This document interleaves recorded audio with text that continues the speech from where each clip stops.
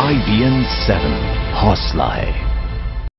दुनिया की सबसे खूंखार आतंकी संगठन आईसिस का भारतीय कनेक्शन सामने आया है। ब्रिटेन के एक चैनल के मुताबिक आईसिस का मेन ट्विटर अकाउंट एक भारतीय चलाता है। इस खुलासे के बाद सुरक्षा एजेंसियां चौकन्नी हो गई हैं।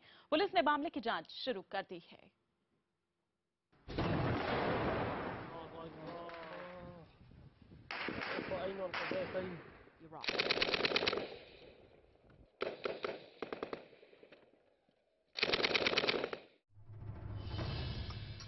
क्या आईएसआईएस का साइबर एक्सपर्ट हिंदुस्तानी है? क्या आईएसआईएस भारत में भी अपनी जड़ें फैला रहा है? क्या वो ट्विटर के जरिए भारतीयों को बरगला रहा है? आईएसआईएस में भर्ती का सबसे बड़ा ऑनलाइन अभियान, ये हम नहीं कह रहे हैं, बल्कि ब्रिटेन के एक चैनल ने दावा किया है कि दुनिया के सबसे खूंखार आतंकी संगठन आईएसआईएस का सबसे कट्टर समर्थक एक हिंदुस्तानी है। चैनल के मुताबिक मेहंदी नाम का ये शख्स भारत के बेंगलुरु में रहता है और वहीं से आतंकी संगठन आईएसआईएस के लिए ट्वीट करता है। चैनल के मुताबिक मेहंदी का ट्विटर हैंडल है @ShamiWitness। ये वही हैंडल है जिससे मेहंदी भारत में बैठकर आईएसआईएस का प्रोपेगेंडा फैलाता है। जानकारी के मुताबिक मेहंदी के इस ट्विटर अकाउंट पर 17,000 से भी ज्यादा फॉलोअर हैं। हर महीने इस अकाउंट को 20,000 लोग देखते हैं और इस अकाउंट से अब तक करीब 1,30,000 ट्वीट किए जा चुके हैं। जाहिर इस खुलासे के बाद भारतीय खुफिया एजेंसियों की बेचैनी बढ़ गई है। उन्हें इस सवाल पर बगले झांकने को मजबूर कर दिया है कि आखिर कैसे देश में एक युवक बैठकर इतना बड़ा नेटवर्क चलाता रहा और उन्हें इसकी जानकारी नहीं लगी। जबकि इससे पहले खुद आरिफ मजीद ने इस बात का खुलासा किया था कि दक्षिण भारत में एक ऐसा शख्स है जो भारत में लगातार लड़कों को जंग के लिए लड़ने और मरने की ट्रेनिंग दे रहा है, उनकी भर्ती कर रहा है और लगातार उन तक फाइनेंस पहुंचा रहा है ताकि वो इराक में जाकर आईएसआईएस की तरफ से शहीद हो सके। ब्रिटेन के चैनल से हुए खुलासे के बाद ट्विटर अकाउंट बंद कर दिया गया है।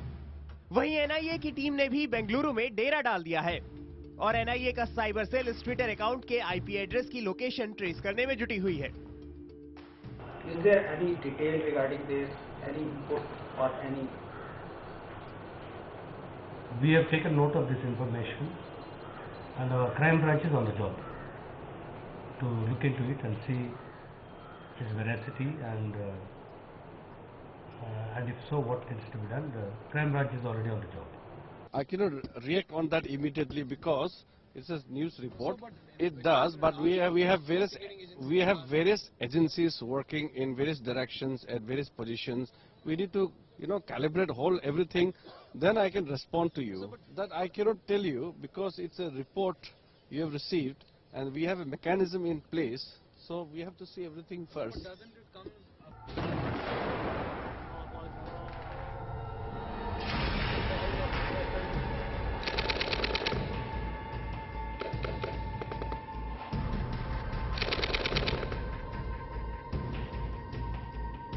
ब्रिटिश चैनल के दावे के मुताबिक मेहंदी बेंगलुरु की एक कंपनी में काम करता था।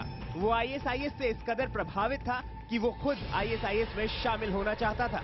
अब सवाल उठ रहे हैं कि क्या मेहंदी ही वो शख्स है जो भारतीय युवकों को गुमराह कर उन्हें आईएसआईएस में शामिल करवाता था? क्या वो भारत में आईएसआईएस का नेटवर्क फैला रहा था? क्या मेहंदी भारतीय युवकों को आईएसआईएस में शामिल करवाता था? क्या मेहंदी भारत में आईएसआईएस का नेटवर्क फैला रहा था? चैनल के इस खुलासे के बाद अब भारतीय खुफिया एजेंसियों ने लंदन में भारतीय उच्चायोग से इस बारे में जानकारी जुटाने को कहा है।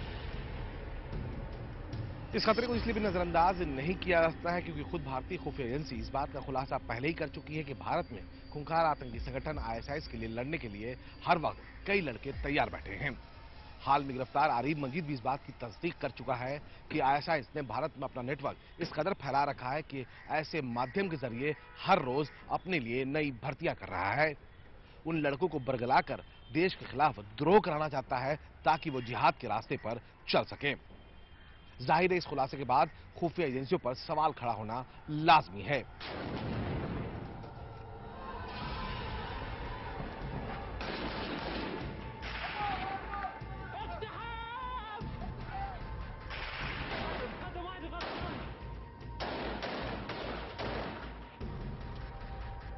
ब्रिटिश चैनल के खुलासे ने भारतीय खुफिया एजेंसियों की चिंता भी बढ़ा दी है। सवाल यह है कि क्या खुफिया एजेंसियों को इस शख्स के बारे में कोई जानकारी नहीं थी? ट्विटर हैंडल से किए गए 1,30,000 ट्वीट से भी क्या खुफिया एजेंसियां बेखबर थी? हाल ही में इराक से भारत वापस लौटा आरिफ माजिद भी इस ट्विटर अकाउंट के जरिए ISIS से जुड़ा था। इसकी जानकारी भी भारतीय खुफिया एजेंसियों को थी। तो आखिर क्यों अब तक मेहंदी के खिलाफ कोई एक्शन नहीं लिया गया? आखिर भारतीय खुफिया एजेंसियां अब तक इस ट्विटर हैंडल पर क्यों चुप्पी साधे रही? Bureau report, IBN 7।